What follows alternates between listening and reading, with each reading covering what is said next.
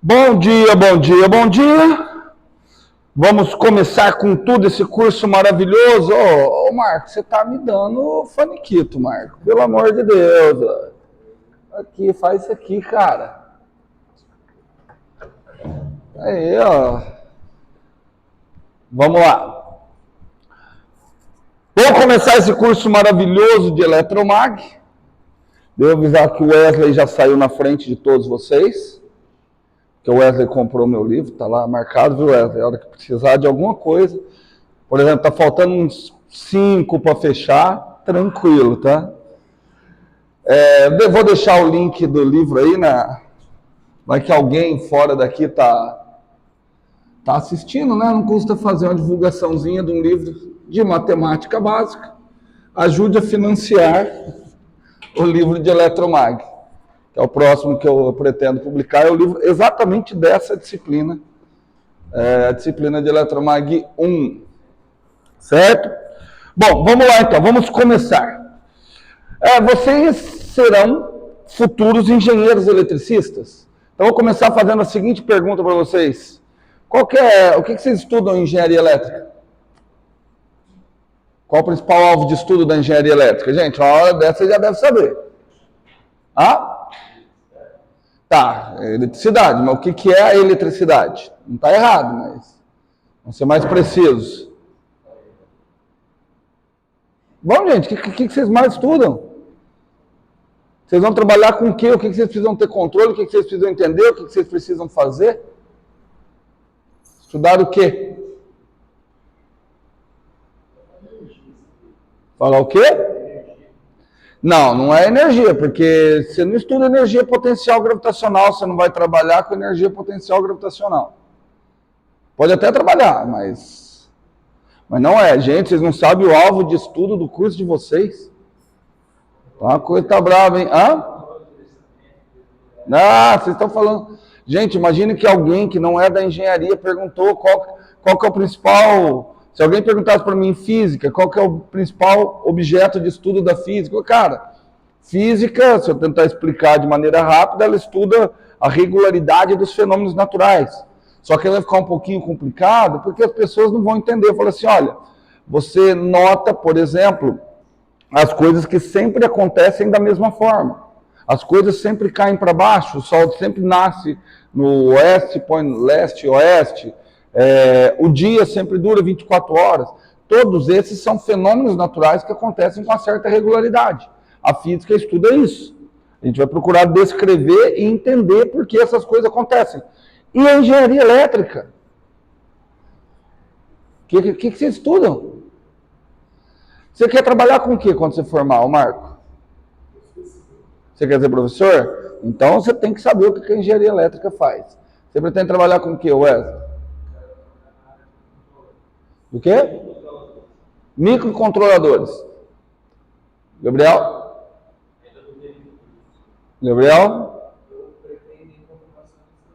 Automação. Tá, o que todas essas áreas têm em comum? Gente, eu tinha certeza que vocês iam falar corrente elétrica. Eu tinha certeza que vocês iam falar, cara, engenharia elétrica, vocês têm que ter controle de corrente elétrica.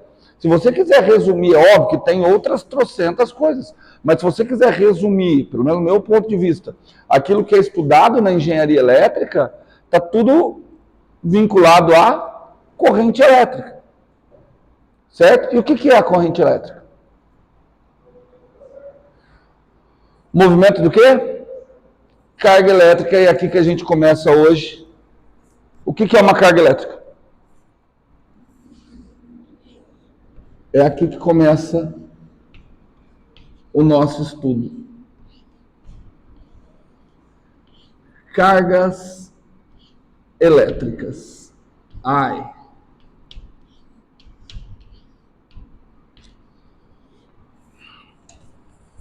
Eu nem apertei muito o Wesley, a hora que ele falou que corrente elétrica é movimento da carga elétrica.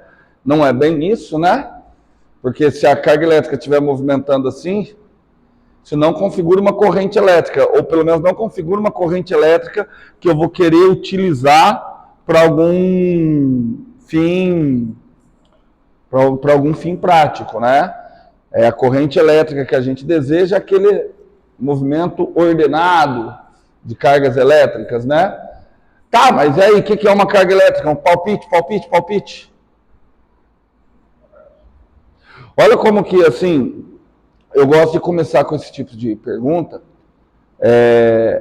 para mostrar como que, por mais estudiosos que vocês sejam, ou que vocês não sejam, às vezes tem a impressão que a faculdade não vale de nada. Não vale de nada. Porque, assim, do que vale você ficar calculando, você ficar fazendo coisas que você não entende o que você faz? Quero dizer que, assim, você passa na faculdade, você tem um título de graduado na universidade, só que você ainda tem conhecimento técnico, né? Um técnico mexe com corrente elétrica sem saber o que é carga elétrica. Muito tranquilo. Mas vocês não é para isso, vocês é para saber o que é uma carga elétrica. Bom, não é uma coisa fácil. Isso daí eu ainda perdoo, que não é uma coisa fácil. E muitas vezes quando a gente usa muito tempo um determinado termo, quando a gente fala, a gente passa a ter a vaga impressão que a gente domina ele. Só que se você perguntar, você vai ver que você não sabe. Você não consegue defini-lo. Tá bom? Então nós vamos estudar aqui nessa primeira parte do eletromagnetismo os efeitos desse negócio que eu vou tentar explicar para vocês o que é. Nós vamos ver os efeitos da carga elétrica. Tá certo? Todo mundo deve saber que a física, a matemática, a curiosidade, a ciência, a gente pode chutar que sempre foi uma coisa que estava intrínseca no ser humano. O ser humano sempre teve a curiosidade de entender as coisas. Tá? Os gregos, né, que a gente tem, pelo menos a sociedade ocidental tem mais resgate, são como que os gregos olhavam para o céu, eles se perguntavam o que havia além do céu, tentavam entender o movimento dos corpos celestes. E uma das coisas que chamava a atenção dos gregos é uma coisa que, para mim, pelo menos, não sei na infância de vocês, me chamava muita atenção, não tinha computador, não tinha essas coisas, a gente brincava. Na escola a gente catava pedacinhos de papel, cortava, não sei se vocês já fizeram isso, jogava aquele monte de pedacinho de papel na carteira, aí catava uma régua, passava a régua no cabelo, já fizeram isso? Passava a régua no cabelo e puxava, e aí aquele monte de, fazia assim subir e grudava, já fizeram isso? Mas isso também chamava a atenção dos gregos. Só que chamava a atenção não era com um pedacinho de papel. Tá? Aliás, o papel, que nem era inventado à época, né? O papiro. Eles pegavam pedaços de vidro, bastões de vidros, eles notaram, presta atenção, notaram, que quando você pegava pedacinhos de bastões de vidro e atritava em um coelho, pele de coelho, no pelo de coelho, esse pedacinho de vidro, ele adquiria uma propriedade que parecia ser capaz de atrair pequenos pedacinhos de cortiça, da cor âmbar. Mais ou menos, imagina uma rolha de vinho que você passou ela no ralador, aqueles pedacinhos lá, aquilo ali era chamado de âmbar. Então ele notava que a hora que você passava o pedacinho de vidro no coelho, se atritava esse âmbar. Mas ele só atraía esse âmbar quando o vidro era atritado com a lã de coelho. Então, cara, me parece que o atritar o vidro com a lã de coelho parece que traz para o vidro uma determinada propriedade. E essa propriedade é uma propriedade que o deixa hábil para atrair o âmbar. Essa propriedade, eles passaram de chamar, vou tentar aportuguesar, mas é uma propriedade ambérica. Tá? Só que eles estavam em grego, eu falei em português, mas eles estavam em grego. Alguém sabe falar âmbar em grego? Elétron. Então, quando você aportuguesa de novo, isso é uma propriedade elétrica. Então, eles acreditavam que era o seguinte, olha, quando eu atrito o vidro na lã de coelho, ele adquire essa propriedade, ele adquire essa capacidade de atrair o âmbar. essa capacidade adquirida pelo atrito, eu vou chamar de propriedade elétrica. Presta atenção que é só um nome. Propriedade elétrica porque atraía âmbar. Só que eles notavam que se eu tivesse 2 vidros atritados, um vidro, ao invés de atrair o outro, um vidro separava o outro. Eles tendiam a não se atrair, eles tinham uma repulsão. E eu falei, cara, então o vidro, ao ser atritado, ele atribui essa propriedade, que nós vamos chamar de propriedade elétrica. Só que essa propriedade elétrica parece se manifestar de 2 formas. Ou atrativa, ou repulsiva. E aí eles começaram a tentar dar nome. Falaram, cara, se eu atrito o vidro e eles começam a repelir, eu vou falar que esse corpo, essa propriedade, está associada a uma coisa que eu vou chamar de carga. O nome que eles deram foi carga vítrea. Tá? Faz muito sentido, né? Carga vítrea. Quando as coisas tendiam a se atrair, alguma coisa que atraía com o vidro, eles chamavam de carga resignosa. Então, os 2 nomes que deram para essa propriedade elétrica, então vamos lá, o que é a propriedade elétrica? Para os gregos. Presta atenção que eles não tinham a mínima noção do que é uma carga elétrica, eles só estavam descrevendo um fenômeno que eles viam. O fenômeno que eles viram é, eu atritei, eu alterei a capacidade do vidro. Com outro vidro ele adquire a capacidade de afastar, com o âmbar ele adquire a capacidade de atrair. Então eu digo que o vidro adquiriu essa propriedade e que essa determinada propriedade se manifesta de 2 formas. Preciso dar nome para essas 2 formas. Carga vítrea e carga resignosa. Tudo bem? Como é que eu garanto que não existe uma terceira propriedade? Porque só existia força de 2 formas. Ou a interação era atrativa, ou a interação era repulsiva. Isso é um indicativo de que a propriedade adquirida... Gente, eu estou olhando aqui, está bem ruim a gravação. Não sei se a câmera não está conseguindo pôr foco. Ou se é eu que estou... quando eu chego muito perto da câmera. Então tá. Então, o fato de você ter 2 manifestações de força é um indicativo de 2 manifestações dessa propriedade elétrica, que eles definiram chamar de carga vítrea e carga resignosa. Eu só precisava dar nomes, mas eu ainda não sei o que confere essa propriedade. Tá certo? Não sei.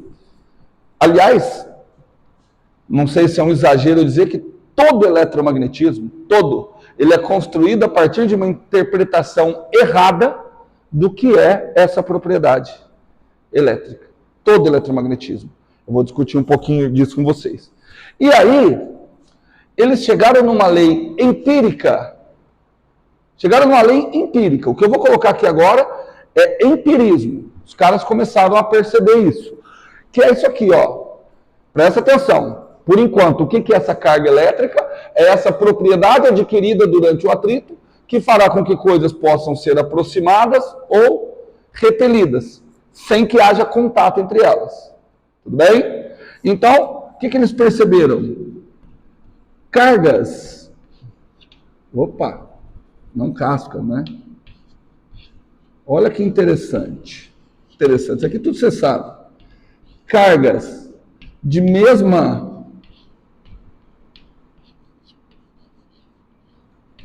natureza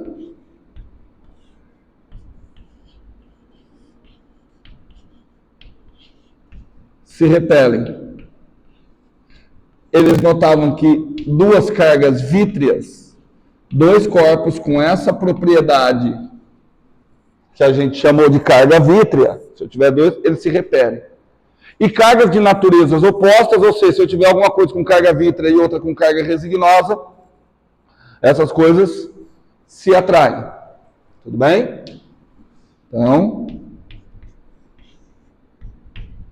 essa aqui é uma lei empírica que vocês conhecem desde criancinha, né?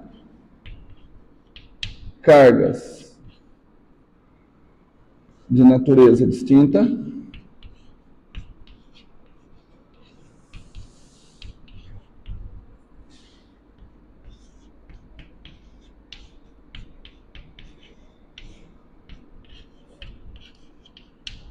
Se atrai.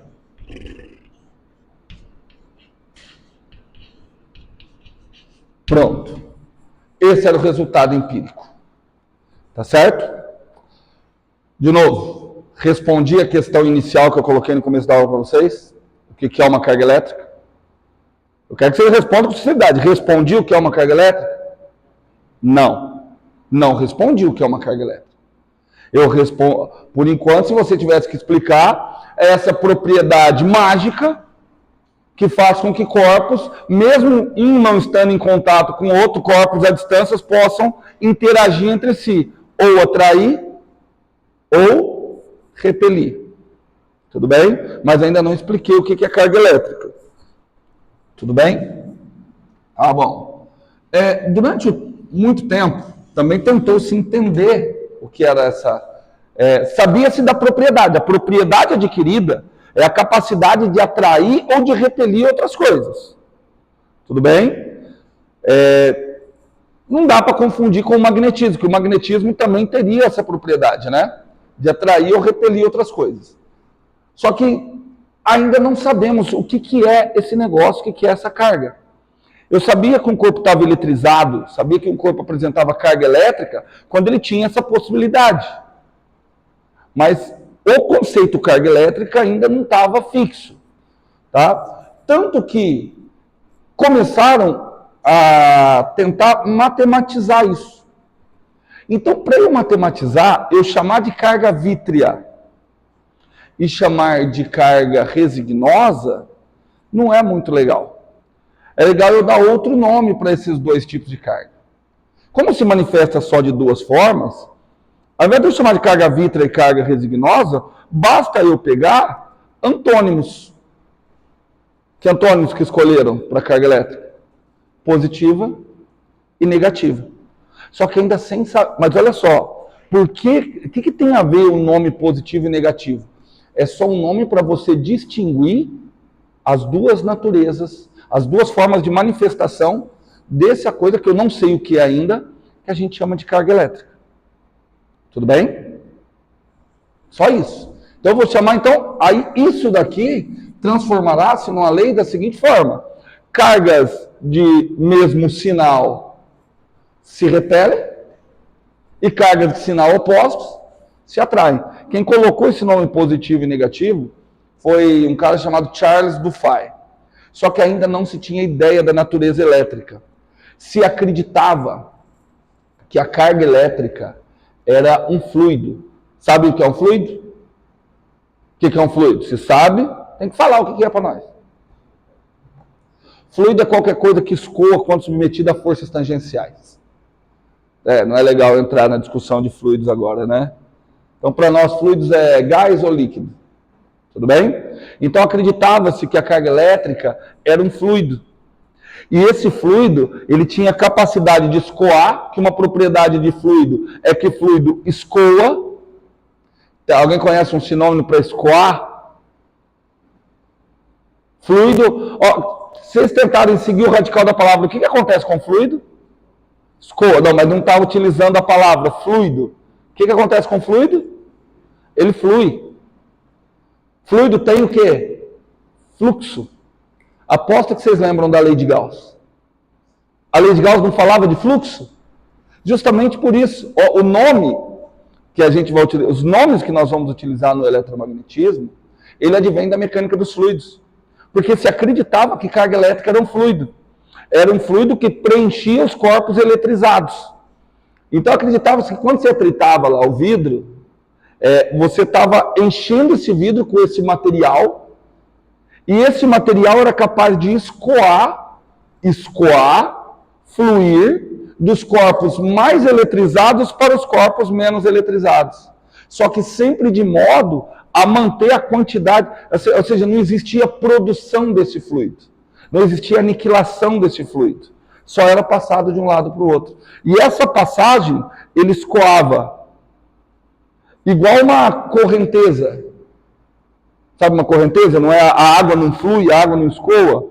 Se esse fluido escoa, o fluido, essa correnteza... Ah, não é correnteza? Que nome que vocês utilizam até hoje? Corrente. Corrente elétrica. Os nomes que a gente adota em engenharia elétrica, eles advêm do fato de quando se acreditava que a carga elétrica era um fluido. Certo? E ele escoava de onde? Dos corpos mais eletrizados para os corpos menos eletrizados. E vocês usam isso até hoje, não usam? Vocês não usam um sinalzinho que é do positivo, do maior para o menor? É o sentido de escoação dos fluidos, do mais eletrizado para o menos eletrizado. Por que eu estou chamando a atenção para isso? Que agora eu vou definir o que é uma carga elétrica. Tá bom? Só que eu estou dando um salto de 500 anos na história, e aí eu vou começar a apresentar alguns probleminhas para vocês. O que é a carga elétrica? Carga elétrica é uma propriedade da matéria. Pronto. Nós vamos admitir a carga elétrica como uma propriedade intrínseca da matéria. Tá certo? O que é intrínseca? O corpo já nasce, ele já tem aquela carga elétrica. Tá ok? Só que os dados experimentais, mesmo considerando ele como um fluido, eles indicam que a carga elétrica não é produzida, ela não é aniquilada. Ou seja, que a carga elétrica total no mundo é sempre constante. Tá certo? Não existe. Então, existe uma lei, que é a lei de conservação da carga. Ah, então se eu tenho uma carga, já a gente vai ver, eu tenho uma carga de 10. Tá certo? O Marco tem uma carga 9. Se eu encostar no Marco, posso até entender ainda como um fluido, a tendência é que a carga elétrica escoe do meu corpo para o Marco. Só que ela não pode escoar a vida inteira. Tudo bem? Quanto de carga que o Marco vai ter no final? Quanto de carga que eu vou ter no final? 5. Pode ser. Tudo bem, tem a ver com o tamanho, vão ter outras contas a ser feitas. Mas, por exemplo, se eu chegar à conclusão que no final o Marco teve 7 de carga, quanto que eu tive? 3. Porque o total tem que ser 10. Tudo bem? Então, essa é uma lei. A lei de conservação das cargas, que eu vou discutir ela lá na frente. Só que qual que é o detalhe? Que no século XX, estudando-se, chegou-se que a carga elétrica, ela não é um fluido. Ela é uma propriedade intrínseca dos corpos, ela nasce nos corpos, o corpo já tem isso, igualzinho massa. Massa também é uma propriedade intrínseca do corpo. Tá? Estou falando da massa gravitacional. Tá? É uma propriedade intrínseca. Só que diferente da massa, a carga elétrica, ela aparece em pequenos pacotinhos. Tá? Como assim pequenos pacotinhos? Quer dizer que você não vai ter qualquer valor de carga elétrica. Entenderam? O que eu estou querendo dizer com isso? Que a carga elétrica, ela é uma grandeza discretizada. A carga elétrica, ela é discreta. O que significa isso? Que ela não é contínua. O que significa não ser contínua? Vocês estudaram continuidade. Uma coisa que é contínua, quer dizer que ela pode assumir qualquer valor. Por exemplo, volume de água. Volume de água é uma coisa contínua ou discreta? Contínua. Aqui cabe 1,5 litro. Tem como eu colocar, aqui tem nada, e do nada eu colocar 1,5 litro de água? Antes de ter 1,5 litro, quanto que eu preciso colocar? Eu estou enchendo. Antes de ter 1,5 litro, precisa ter 1 litro. Antes de ter 1 litro, precisa ter quanto? 500 ml. Antes de ter 500, precisa ter 1. Precisa ter meio. Ou seja, eu tenho, por mais contraintuitivo que isso seja, para eu chegar a 1,5 litro de água, eu tenho que passar por todos os valores intermediários. Tem que ter 1, 2, 3, 3,5, 3,7, 3,72. Tem que passar por tudo isso. Por quê? Porque o volume de água, a quantidade de água, isso é uma grandeza contínua. A carga elétrica não é contínua. A carga elétrica é discreta. Tá? Ela vem em pequenos pacotinhos. Vou chutar um valor aqui. Vou falar que a carga elétrica aparece em pacotinhos de 5. 5 o quê? 5J. Estou dando uma unidade para carga elétrica. 5J. Então quer dizer que você tem 5, 10, 15, 20, 25. Ah, não tem 17? Não, não existe 17.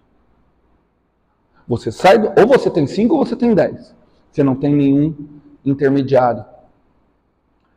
A carga elétrica não é contínua, a carga elétrica é discreta. Tudo bem? E isso é contraditório. Isso é contraditório, inclusive, com o que vocês fizeram em Física 3. Porque qual tipo de operação que vocês utilizavam em Física 3 para estudar a eletricidade? Integral, outra operação. Derivada. Só que você só deriva funções contínuas. E se eu estou estudando eletricidade e a fonte da eletricidade é a carga elétrica, que é uma propriedade intrínseca da matéria, e ela é discreta, como é que eu estou derivando? Sendo que ela não é contínua. Deve acontecer uma coisa. Ela é discreta, só que os pacotinhos devem ser o quê? Muito, muito, muito pequenos. E eles sendo muito, muito, muito, muito pequenos, eu não consigo perceber a nível macroscópico, ou mesmo a nível microscópico, não tão microscópico assim, eu não consigo perceber a granulosidade, a discretização. É análogo, por exemplo, se você sai na rua, aí você olha um monte de pedra brita, você consegue bater o olho e diferenciar que ali você tem um monte de pedra brita? Você vê tudo como um corpo só? Você consegue diferenciar. A areia da praia, você consegue diferenciar que tem um monte de pequenos pedacinhos, ou a hora que você bate o olho ele parece mais uma coisa contínua? Parece contínuo. Por que essa diferença da areia da praia e da pedra brita, sendo que ambas são discretas? Por conta do tamanho.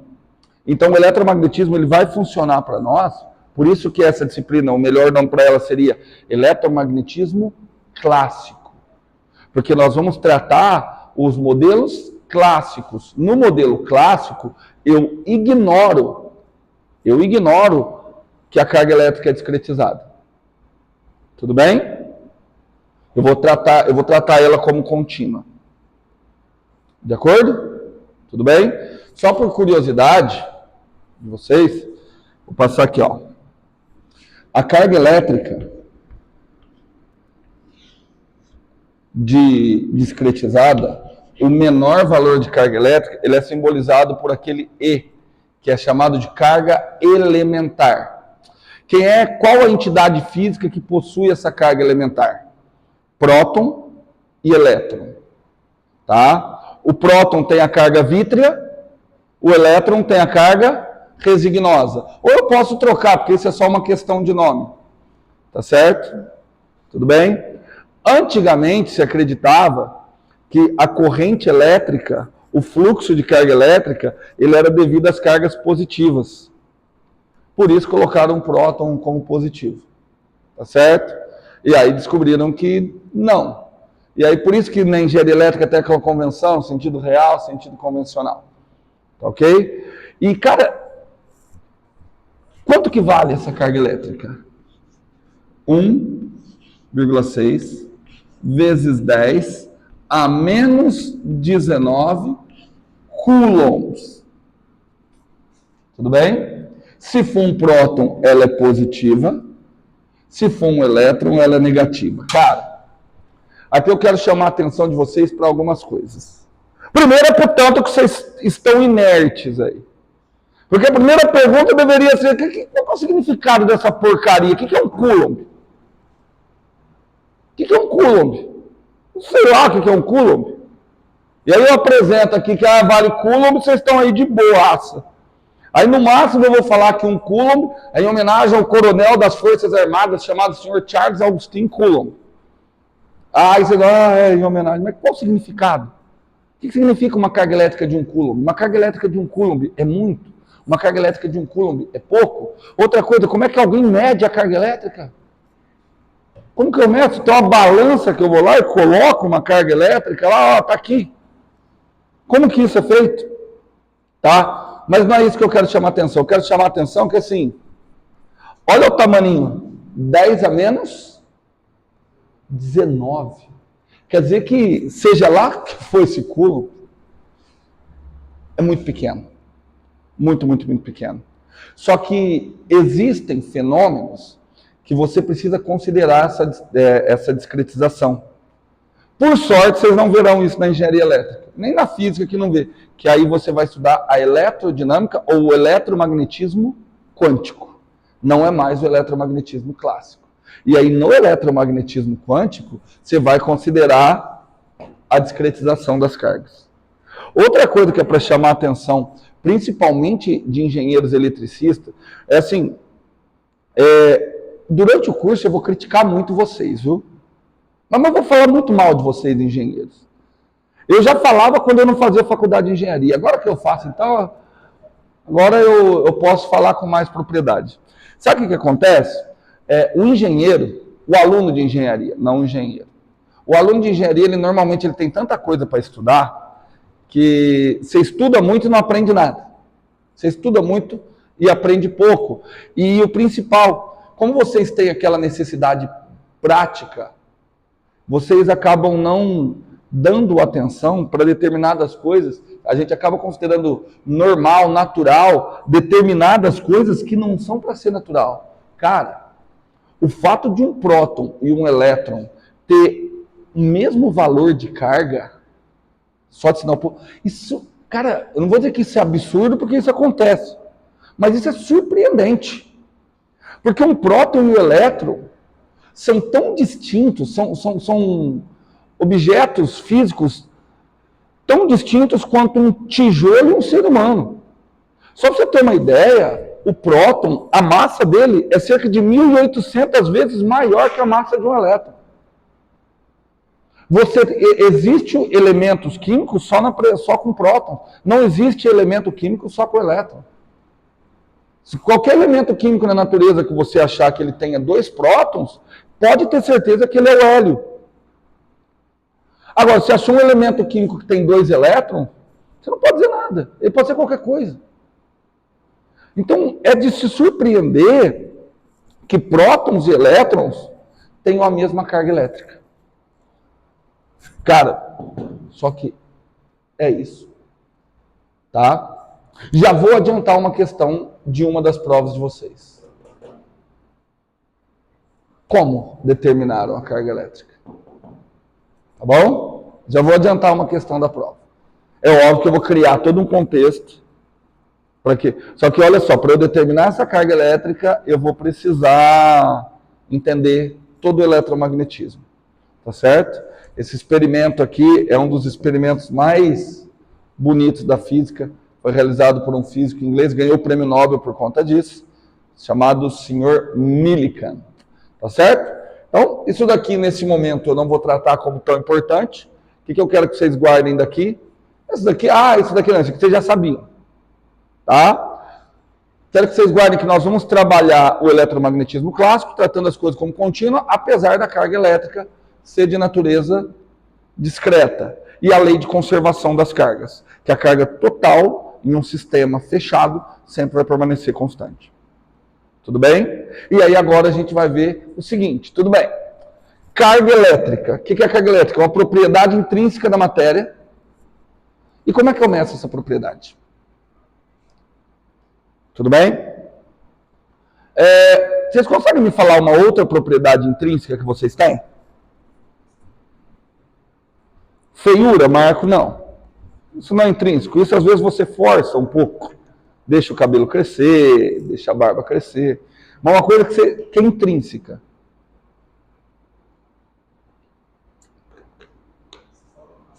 Massa, ótimo. Massa. Massa é uma propriedade intrínseca. Certo, Guilherme? Guilherme, não. Certo, Gabriel? Você mede a sua massa? Você sabe o que é interessante? Eu começo a fazer essas perguntas, eu faço qualquer pergunta que para mim é óbvio. Vocês me olham com uma cara de desconfiado. Você qual é o seu nome? Boa pergunta. Né? Pode Eu quero mais que vocês falem alto até para o microfone pegar. Eu quero... Cara, é legal dar aula quando vocês erram. Porque se todo mundo começar a falar tudo certo aqui, eu perco meu emprego. Né? Vamos lá. Você mede a sua massa? Como que você mede a sua massa? Na balança. Olha que sensacional. Olha que sensacional. Se você parar para pensar bem, você não mede a porcaria da sua massa. A medida da sua massa, ela é uma medida indireta. Porque olha só, o que é massa? Ai, caramba. Propriedade da matéria, igual carga elétrica. Eu não vou que é propriedade intrínseca da matéria, mas como é que eu identifico que um corpo tem massa? Bom, eu posso identificar que um corpo tem massa de duas formas. Um corpo tem massa quando ele é difícil de ser acelerado. Quanto mais difícil for acelerar um corpo, maior a massa dele. Concorda? Por exemplo, eu sou muito capaz de identificar entre esse lixo e aquela mesa quem tem mais massa. Tudo bem? Porque é mais fácil acelerar, eu vou precisar de menos esforço para acelerar essa lata de lixo do que para acelerar aquela mesa. Então você está vendo assim que eu identifico a massa através de uma interação, tá? Só que a massa que vocês querem medir não é essa. Essa massa que a gente mede, que eu falei dessa forma, é chamada massa inercial. A massa realmente que vocês querem medir quando vocês sobem na balança é a massa gravitacional. E como é que eu sei que um corpo tem massa gravitacional? Quando esse corpo é capaz de interagir com o planeta Terra. Porque se vocês prestarem atenção, é igualzinho à interação elétrica. Esse corpo tem uma determinada propriedade que faz ele se sentir atraído pela Terra. Tudo bem? Todos os corpos, vocês conhecem, são atraídos pela Terra ou vocês conhecem algum corpo que é repelido pela Terra? Não. Então, diferente da força elétrica, a massa se manifesta de apenas uma forma. Então, eu não preciso colocar massa positiva e massa negativa. Tudo bem? Mas, o conceito é diferente, tá? A massa que faz com que os corpos sejam atraídos pela Terra é chamada de massa gravitacional. A massa que resiste à aceleração é chamada de massa inercial. Para nossa sorte, em termos de valores numéricos, as duas valem a mesma coisa. Ainda bem, né? Até hoje não conseguiu se identificar, mas conceitualmente elas são diferentes. Então, você está indo lá medir a sua massa, não vou nem falar gravitacional e inercial, que é uma coisa. Para medir a sua massa, você precisa estar em contato com uma balança. Olha só, se você precisa estar em contato com a balança, você não está medindo a sua massa. Você está medindo a sua interação com a balança. Tá? O que é a palavra medir? O que medir significa para vocês?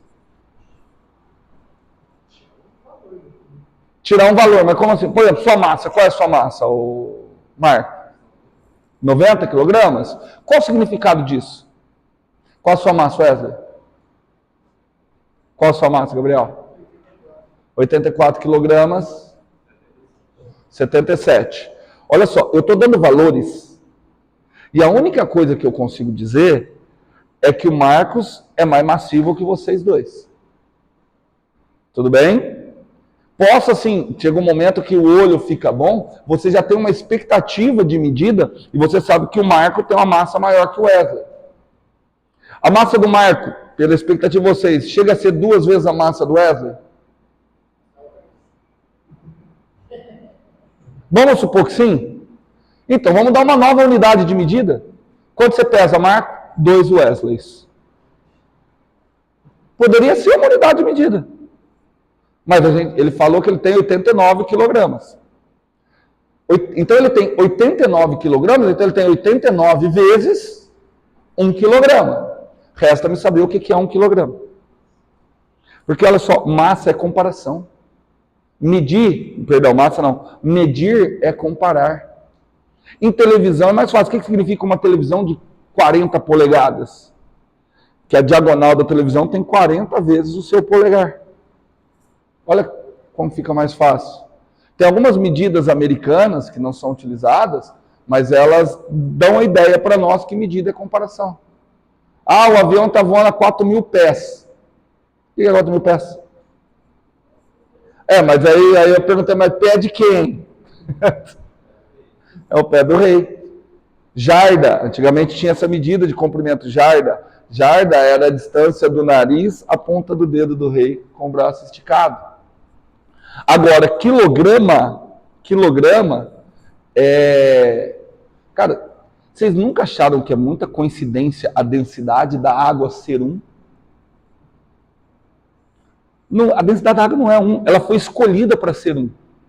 Então, quando eu falo que a sua massa é 89 quilogramas, eu estou comparando a sua massa com a massa de 1 litro de água. Então, se o Marco diz eu tenho 89 quilogramas, eu vou falar assim, olha, a massa do Marco equivale à massa de 89 litros de água. Certo? Entenderam? Entenderam mesmo? Então tá bom. Tá, e um coulomb? Porque, olha só, para eu medir massa eu vou comparar. Estou comparando com a massa de 1 litro de água. Tudo bem? Como é que eu poderia fazer? Eu poderia pegar uma balança, coloco lá 1 litro de água, e aí eu calibro a balança para que com 1 litro de água ela marque 1. Certo? Mas tá vendo que eu precisei da balança? Ou seja, a balança ela não mede a massa de maneira direta. A balança deve ser capaz de medir o quê? A força trocada entre aquilo que eu estou querendo medir e a massa. Então, para eu medir carga elétrica, obviamente eu vou precisar de outra carga elétrica. Porque o que a gente mede é a interação. E a interação entre dois corpos é força. Tudo bem? Então, se eu quiser medir carga elétrica, eu vou ter que medir a interação entre cargas elétricas. Eu meço a força. É a partir da força, é a partir da medida da força, que eu vou definir uma unidade para carga elétrica. Estão acompanhando ou está muito abstrato ainda? O que está mais ou menos? Não, peraí, você está ficando meio... Se eu acabar a aula agora, você está perdido. Mas se eu continuar, você acha que tem alguma chance de se acompanhar. Então tá, então perfeito. Mas não sai daqui com dúvida. Deixa você sair com dúvida quando eu começar com as contas. Amanhã. Certo? Então vamos falar da lei de Coulomb.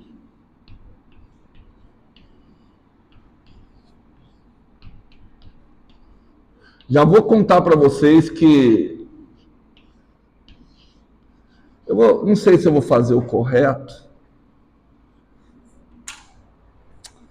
Vou contar o trajeto correto, mas talvez amanhã. Tá bom? Talvez amanhã eu conto o trajeto correto. Deixa eu tentar fazer um desenho bem bonito aqui, ó.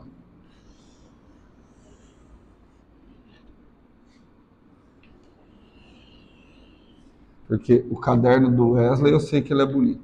Ô, Marco, eu fui comprar um... Ah, não, você usa a mesinha, né? Cara, eu fui ver um daqueles... Como é que chama?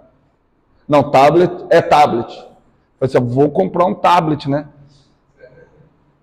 Porque assim, ó, eu de verdade, eu fiz duas faculdades. Eu fiz física e fiz matemática. Sem nenhum caderno. Eu não gosto de anotar. Só que eu falo assim, cara, se eu vier sem anotar nas aulas aqui, pode passar para os professores uma imagem de prepotência que eu estou querendo aparecer, né? Eu disse, não, então eu vou comprar, mas vou comprar um tablet. Rapaz, é caro o bicho, hein? Cara, 2.500, moço. Por isso, de novo, ajudem seu professor a comprar um tablet, comprem meu livro. Vou deixar o link fixado. Você que está em casa também. E você que está em casa está curtindo a aula de Eletromag, tudo isso estará no meu livro de Eletromag que você vai ajudar a publicar. Se você comprar o outro livro antes. Ô Gabriel, você não sabe, né? Deixa eu explicar. Acho que o Felipe também não. Eu publiquei um livro de matemática básica. Isso. E não comprou? 20 conto? Duvido. Eu vou usar esse livro, eu tenho chance de vender, é o que eu tenho mais chance de vender bastante de todos que eu quero publicar. Como o outro livro é de Eletromag, não, professor, mas todos os seus alunos de Eletromag vão querer comprar. 1, 2, 3, 4. Se todos quiserem comprar, você viram que não vai dar muito, mas eu quero realmente publicá-lo. E ele tem um custo. Então eu quero tirar o custo dele nas vendas desse livro que eu acredito que possa vender, desse e-book, né? Tem o livro físico ainda, que pode vender mais. Então, o Wesley já comprou. Então, o Wesley já está assim, ó, se ele precisar, chegou no fim do semestre, precisa de mais ou menos 5 para passar, né? Pô, comprou. Não, você comprar mais um, certo? Não, comprou o físico, já está fora da disciplina, já passou. Olha lá. Gente, vamos imaginar aqui. Eu não sei se o que eu estou fazendo, se eu posso, né, cara? Divulgar dessa forma.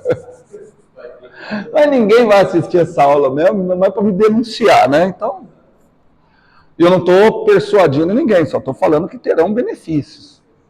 Né? Pode ser que o cara que não compre, a prova dele seja mais difícil? Aqui eu tenho que dizer que não. Né?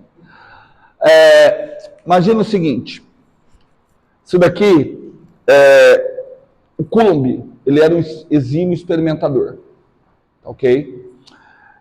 Eu consigo deixar aquilo ali fazer um vácuo, tá certo? É um negócio de vidro bem isolado. Aí aqui, eu vou pegar uma esfera, ó, isso aqui é um buraco, tá? Pegar uma esfera condutora, tá certo? Por aquele buraco eu consigo colocar uma esfera condutora carregada, não vou nem falar condutora, que eu ainda vou discutir o que é um condutor, mas eu consigo carregar de alguma forma uma esferinha e colocar ela ali. Então aqui eu tenho uma esferinha carregada, certo? Ó,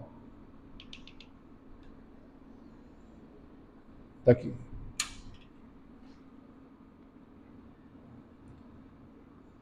Eu consigo introduzir esferinhas carregadas por ali. Tá? Aquilo ali eu tiro e ponho do jeito que eu quiser. Tá? Aquilo ali tá livre para mim. Certo? Por isso daqui, eu vou ligar um medidor. Tá? Então aqui tem uma setinha. Vamos imaginar que aqui está marcando 0. De acordo? Estou imaginando que ali está marcando 0. E aí, essa setinha está ligada em um bastão. Eu não sei o que você acha, Felipe, mas quando eu começo a ver muitas teorias sobre educação, essa coisa, cara, tem coisa que eu acho que uma aula tradicionalzona é a melhor coisa ainda, com lousa e giz. Por mais que isso daqui é isolante, tá certo? Aqui eu estou colocando outras 2 esferinhas com cargas iguais. Aí você vai falar assim para mim, professor, você deveria falar assim para mim, né? Porque se eu deixar, vocês não vão falar. Você deveria falar, mas professor, nós estamos lá no século XVII, século XVIII. Como é que ele garantia que as 2 cargas eram iguais? Cara, você consegue carregar uma esferinha, né? Me dá uma ideia aí, como é que você colocaria carga numa esferinha? Atritou. Pega 2 esferinhas iguais. Atrita. Como que você faz para as 2 terem a mesma carga? Coloca uma em contato com a outra. As 2 sendo iguais, quando você soltar, o que vai acontecer com as 2 cargas? Vão ser iguais. Então, eu posso não conseguir falar assim, ó, coloca 3 coulombs em cada carga. Eu não sei. Mas eu consigo garantir que as 2 tenham a mesma carga. De acordo? Todo mundo? Então tá bom. Então, vou colocar as 2 em laranja. E aqui, ó. Não sei se vocês estão entendendo o desenho. O que acontece? Essa daqui está carregada, essa daqui está carregada. Eu chego a uma terceira carregada. Vamos lá, Guilherme. Quando eu coloco essa próxima? Guilherme não, Gabriel. Nossa, não sei porque eu estou chamando de Guilherme. Se ela se afastar, qual conclusão que você tira? Se a laranja se afastar da rosa, que conclusão que você tira? São de mesma natureza. Você consegue dizer se elas são positivas ou negativas? Não. Não consegue. Porque a única coisa que você está vendo, Wesley, é que elas estão se separando. Se elas estão se separando, cargas de mesma natureza se repetem. Mas eu não consigo identificar a natureza dessa carga. Entendido? Gente, vocês podem perceber que quando vocês estão trabalhando com multímetros, em momento nenhum vocês sabem o sentido da corrente. Vocês só sabem quando aparece um sinal negativo lá. Porque aparece um sinal negativo, aí você sabe que o sentido que você está colocando é oposto ao que você queria. Certo? Tudo bem? Então eu não sei a natureza, mas sei que vão ser de mesma natureza. Show de bola? Tudo bem? E aí, olha só que instrumento legal. No que ele afastar, ele gira isso aqui. Entenderam? Todo mundo entendeu? Ele gira isso aqui. Então aquilo ali é uma espécie de uma balança. Aquilo ali é chamado de balança de torção. Porque o que ela mede é o quanto o negócio foi torcido. Tudo bem? Tudo show de bola? Então tá. Então olha o que o Coulomb fazia. Vamos pensar nós aqui. Eu vou dar um valor para essa carga aqui, uma letra. Tá bom? Uma letra para essa carga aqui. Vamos utilizar a letra Q. Tá? As duas é a letra Q. Não sei se é positivo, não sei se é negativo, não sei quanto vale, não sei nem medir. Só estou simbolizando.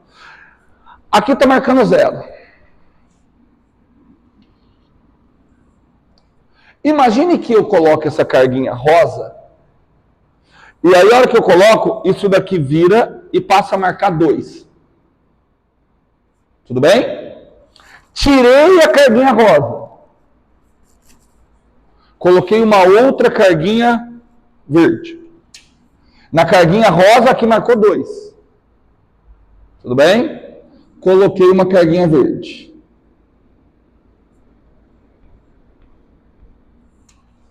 Quando eu coloco a carguinha verde, eu vejo que isso aqui continua afastando. Certo? Só que ele afastou mais. E aqui marcou 4. O que você pode me dizer da carguinha rosa comparada à carguinha verde?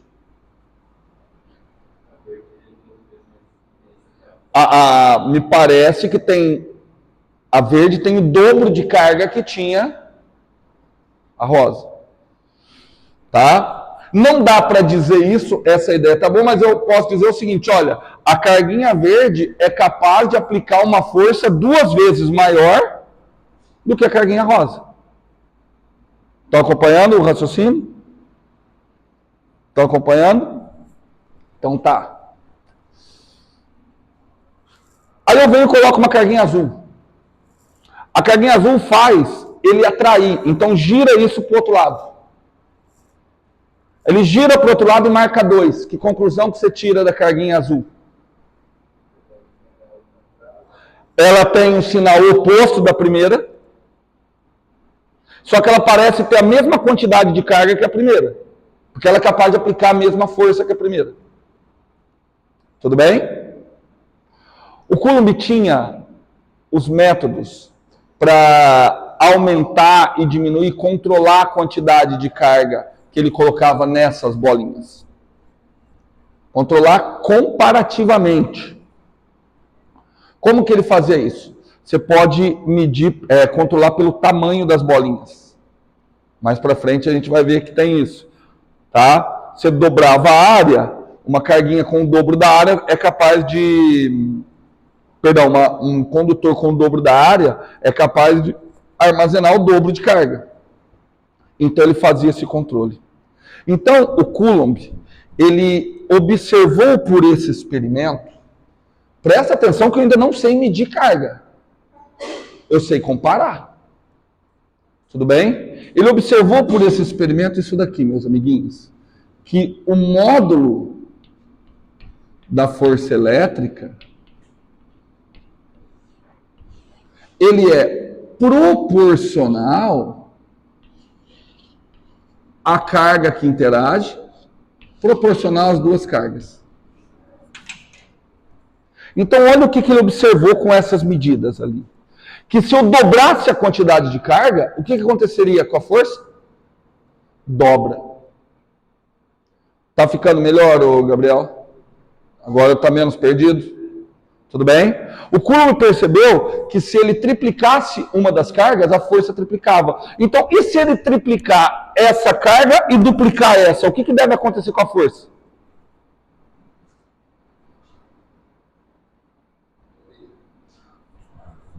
Essa daqui está fixa por enquanto. Vamos lá, vem comigo. Essa aqui está fixa. Eu venho com essa carga e percebo que ele girou 30 graus. Não vou nem falar em valor. Tudo bem? Eu troco de carga e percebo que agora ele girou 90 graus. O que eu posso dizer de uma carga em comparação com a outra? Uma quantas vezes maior? Na primeira foi 30, na outra foi 90. Uma é 3 vezes maior que a outra. Ok? Certo? Se eu triplicar uma das cargas, o que acontece com a força? O módulo da força triplica. Só que se eu triplicar essa e duplicar essa? Se eu triplicar essa, eu triplico a força. Se eu duplicar essa, eu duplico a força. Então, eu estou triplicando e depois duplicando. O que eu estou fazendo? Multiplicando a força por 6. Isso é o significado de eu dizer que o módulo da força elétrica é diretamente proporcional tanto à carga 1 quanto à carga 2. Estamos tudo certo? Estamos juntos? Fácil? Tá. O Coulomb. O pessoal fala que foi através desse experimento. A próxima coisa que eu vou colocar, mas não é através desse experimento. O Coulomb conhecia muito bem, vou colocar aqui como uma pausa, anote quem quiser. Pausa. O Coulomb conhecia muito bem a lei da gravitação universal. A lei da gravitação universal do Newton, ela tratava também da interação entre duas propriedades intrínsecas da matéria. A interação entre massas gravitacionais.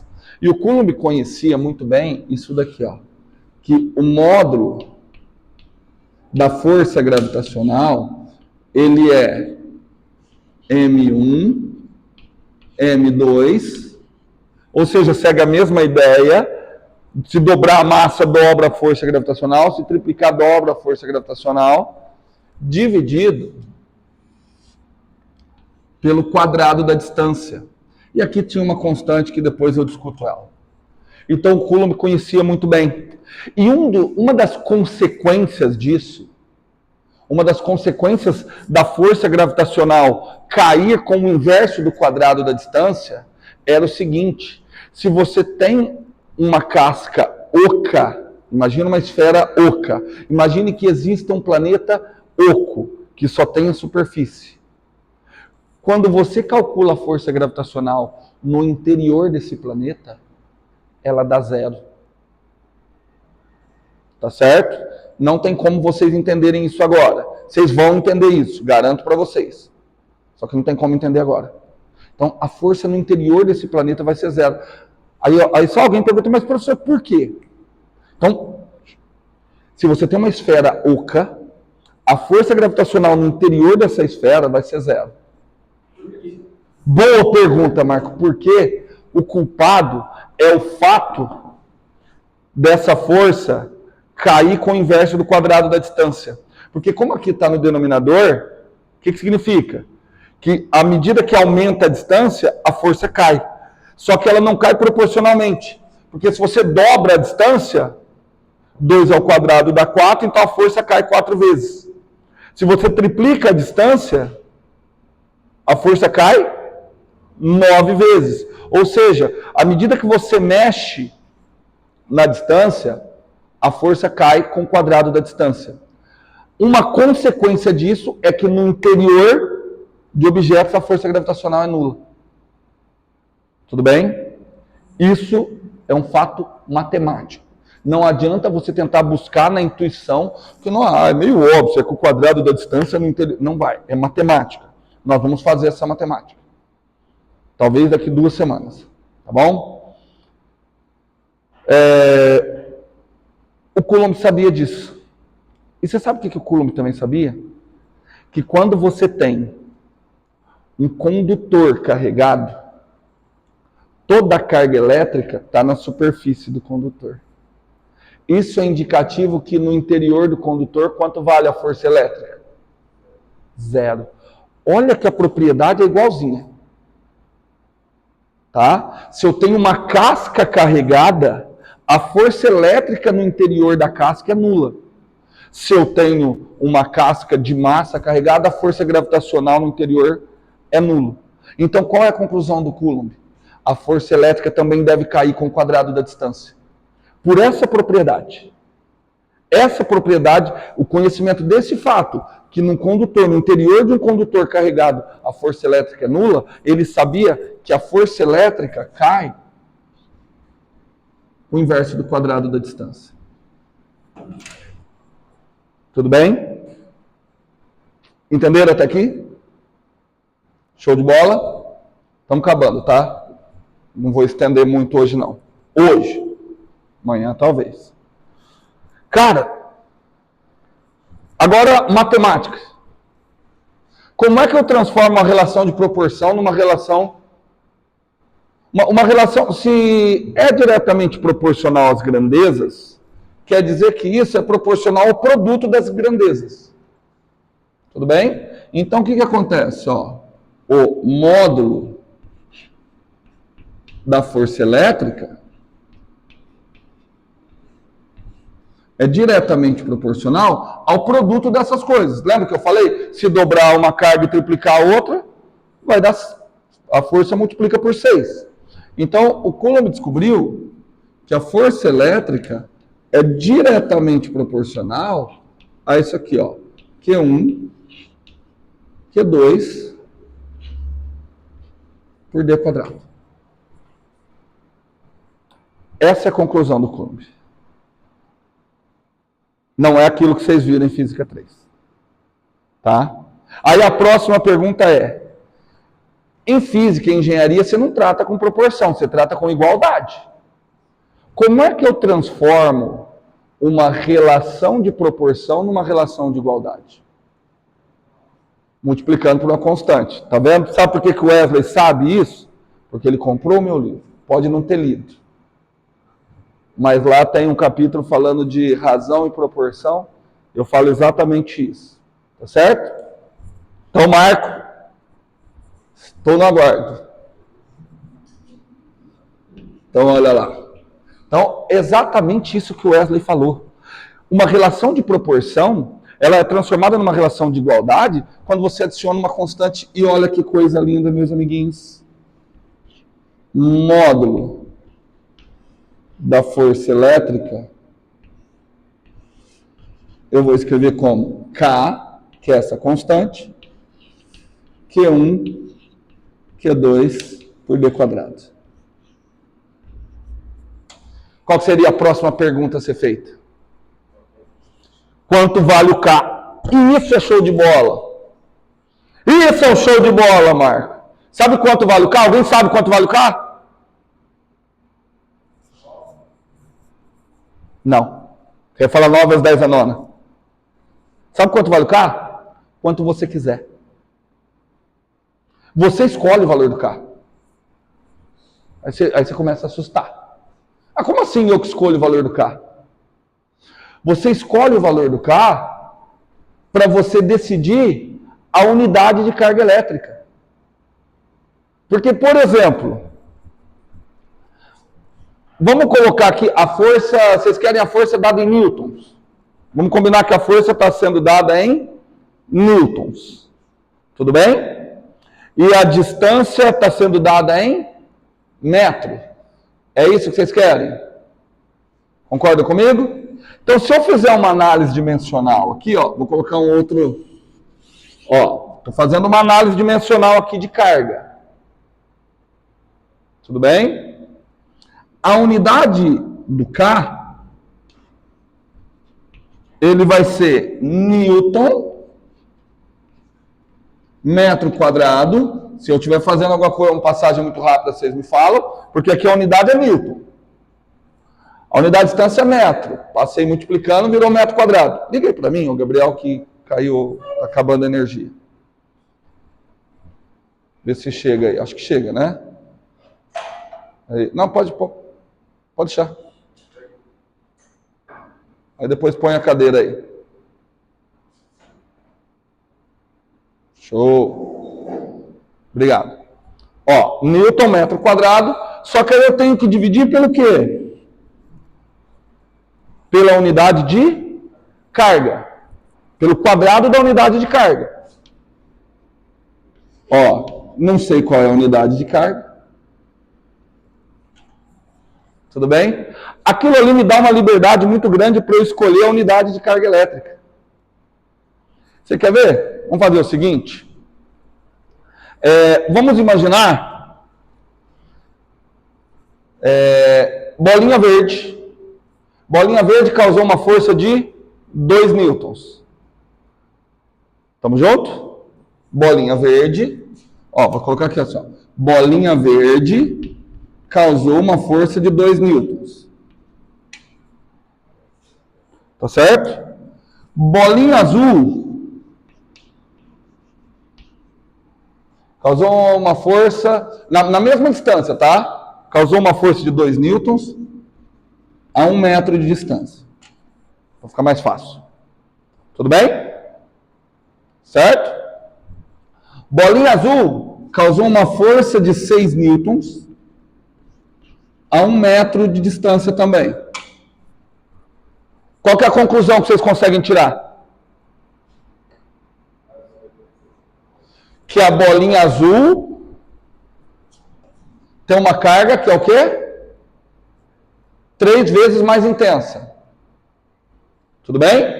A carga da bolinha azul é 3 vezes a carga da bolinha. Escolhe um valor para a carga da bolinha verde, então. Escolhe um valor para a carga da bolinha verde. 3. Felipe está escolhendo. Para mim, ele está escolhendo mal, mas 3 o que, Felipe? 3 esbriefs. Felipe criou uma nova unidade de carga. 3 esbriefs. Tudo bem? Se essa bolinha tem uma carga de 3 esbriefs, quanto que é a carga dessa? 9 esbriefs. Vamos ver quanto que vale o K? É o que ele inventou essa unidade. Esbriefs. Vamos ver quanto que vale o K, então? Bom, então 2 newtons, eu tenho que aplicar a fórmula da força. Bom, 2 é igual a K vezes... Perdão. 2 newtons é igual a K vezes Q1. Quanto que era Q1 mesmo? 2 esbriefs. E Q2? Q1 é 3 esbriefs. E Q2 é 9 esbriefs. Tudo bem? Então, 3 vezes 9? 27.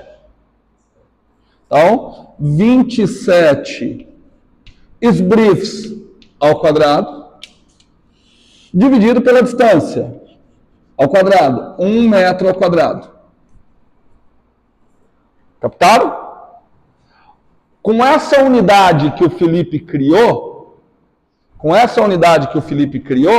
isso daqui vai dar 2 newtons metro quadrado, dividido por 27 esbriefs ao quadrado.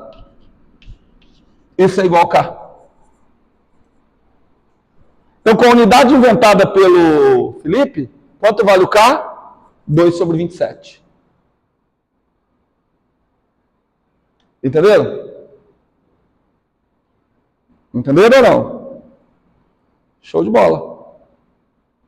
Tá vendo que você escolhe o K que você quiser? Porque assim, é a escolha do K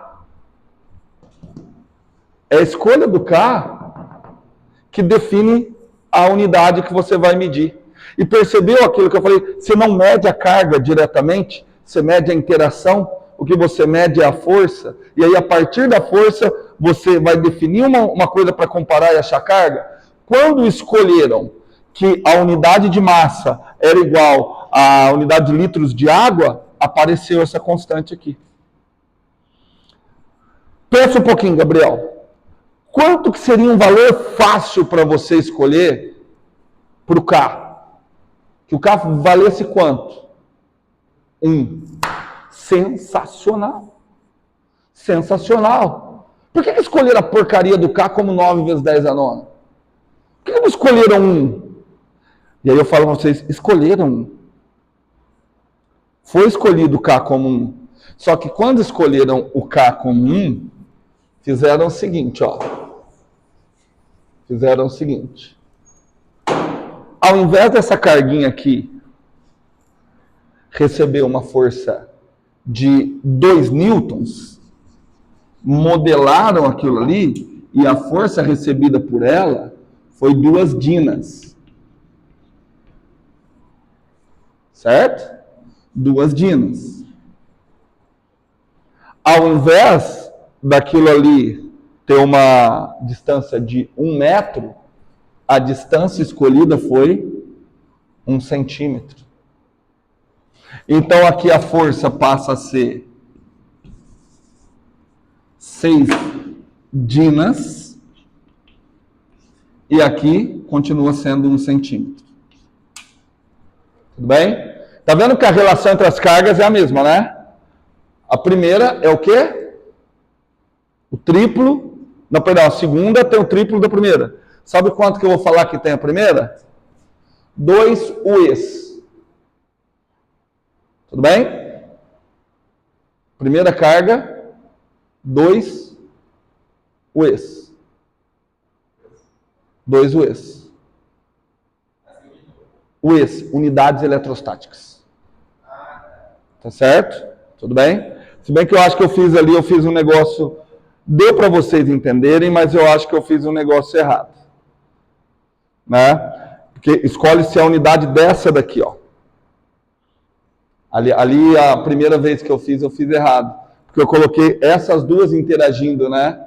E na realidade a interação dessa com essa. E aí você escolhe a unidade dessa. Tá certo? Então, essa daqui eu vou falar que ela tem 1 U's. Então, essa tem 2 U's, porque aplicou uma força de 2 dinas. Tá certo? Então, vamos lá? Então, vamos aplicar aqui. Ó. Então, como é que vai ficar? Uma força de 2 dinas é igual ao K, que multiplica carga 1 U's, de acordo? Carga 2, como a força foi 2 dinas, 2 U's. Então, vai ficar 2 vezes 1, 2. 2 U's ao quadrado, dividido pela distância. Quanto que foi a distância? 1 centímetro. 1 centímetro ao quadrado. Faz o jogo de unidades, quanto que vale o K? 1 dina vezes centímetro quadrado por U's quadrado. Entenderam? Cara, você tem a liberdade de criar a unidade que você quiser. E aí a unidade, aí eu que expliquei o negócio errado, que eu acho que eu acabei empolgando. A unidade você coloca nesse cara aqui. Entendeu? Você coloca a unidade nesse cara, e aí você põe uma carguinha aqui com carga igualzinho a ele. Aí você vê o tanto que ele andar.